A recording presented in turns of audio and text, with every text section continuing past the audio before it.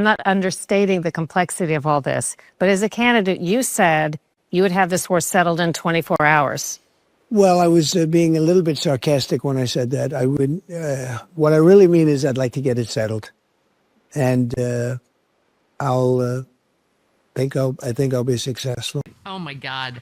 Well, I got to start with you had an interesting exchange on Twitter. Christopher Steele of the Steele dossier fame said it's shocking Trump continues to make concessions to Putin even before Ukraine peace negotiations begin. The USG has now pulled out of an international group investigating Russian war crimes in Ukraine. Why is Trump behaving as if he's the weak party here rather than Putin?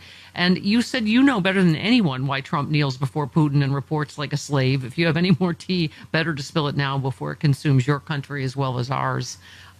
Here. I mean, Putin is like openly humiliating Trump, right? Kept him waiting for 2 hours, like laughed his ass off at a conference about keeping Trump waiting.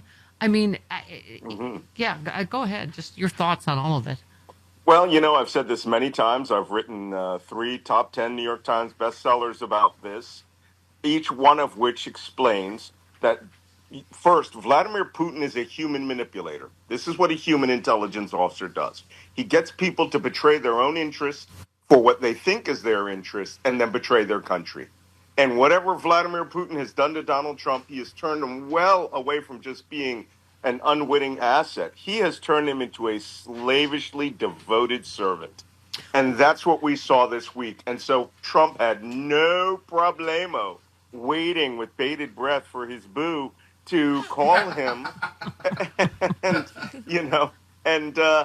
to ask what he was wearing. So, Malcolm, talk to us about. It doesn't seem to me like he's asking anything of Putin, and so even when I don't know whether one of the headlines was Putin rejects Trump's ceasefire. I mean, he didn't sort of outright say no, but of course you can't trust anything Putin says. It seems to me, of course, Ukraine's giving up much more. They're not even involved in the negotiation, right? Well, first off, let's clarify what happened with this phone call. Trump and Putin spoke for 90 minutes, of course, after making Trump wait for 2 hours. Russia agreed to nothing. Right. Russia agreed to nothing.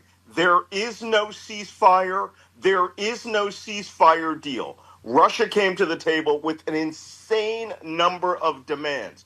The first of which was that the Ukraine must never join NATO, that Ukraine must disarm and reduce its military to a defensive force only, as dictated by Russia. All of these points, and then Putin came out and said, we would consider, right, a 30-day stop attacks on power and infrastructure at the end of winter when the Ukrainians really don't need it. If Ukraine can stop attacking our oil industry, which Ukraine is savaging. Right. Well, that's what I mean. It helps Russia more than it helps Ukraine. Helps yes. Russia. I mean, also the cessation of all foreign aid to Ukraine is, they say, a key condition of a potential ceasefire. So this is nothing Trump has achieved except trying to fulfill Putin's wish list. Right. These were Trump's walking orders. These were orders to Trump to attain these particular goals for Russia. And he's going to do it, all right? Marco Rubio is going to go out there and slavishly run around like a puppy and start saying why it would be good to disarm Ukraine, why it would be good to keep them permanently out of NATO. Putin was sending orders to Trump. And then one last thing that we need to discuss here about that telephone call. Putin made it clear that he wanted to stop the fire and wanted to cease fire. And instantly, within hours, through airstrikes at Ukrainian cities, killing civilians and destroying what? Infrastructure. Exactly what he said he wanted to have a quote-unquote ceasefire for. This war is on. Russia is very close to breaking. Putin desperately needs Trump to save him. Well, and Malcolm, we were saying, if you look at polling, the vast majority of Americans are with Ukraine. They don't like Putin. They don't trust Putin. So, this is the National Review, conservative paper, roasts Trump over endless capacity to absorb humiliation from Putin. They said those in the Trump administration who are invested in deals over and above those that deals are meant to achieve are unlikely to admit that Putin rejected the terms for a ceasefire in Ukraine. Of course, Putin didn't say no outright.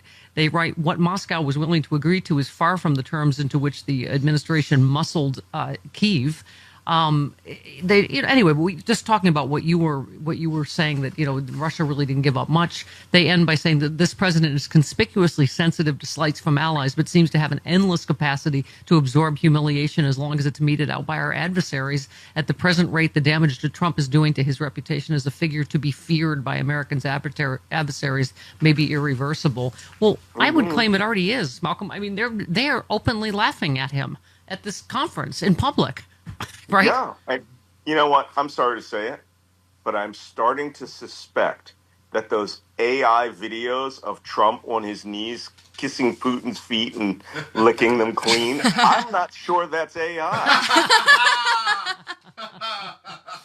So, I mean, it goes on and on. China celebrates Trump's gutting of Voice of America. Well, of course, that's who's celebrating, China and Russia.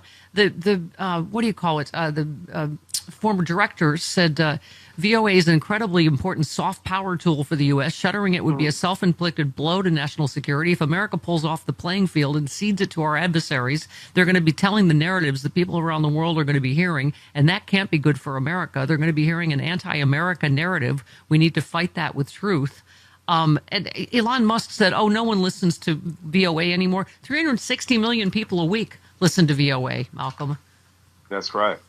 I got to tell you, I love Voice of America. I've always loved Voice of America when I was in the military overseas. Hearing it, sign on with Yankee Doodle, which is the hallmark, and this is Voice of America. And you knew what was coming was relatively straight BBC-like information, right. From the American government. Now Trump is getting rid of all of this. He removes all of America's soft power. I don't know who said it, but someone said, if Vladimir Putin himself came to the United States, was elected president, and then dismantled all these systems, Donald Trump could not do a better job.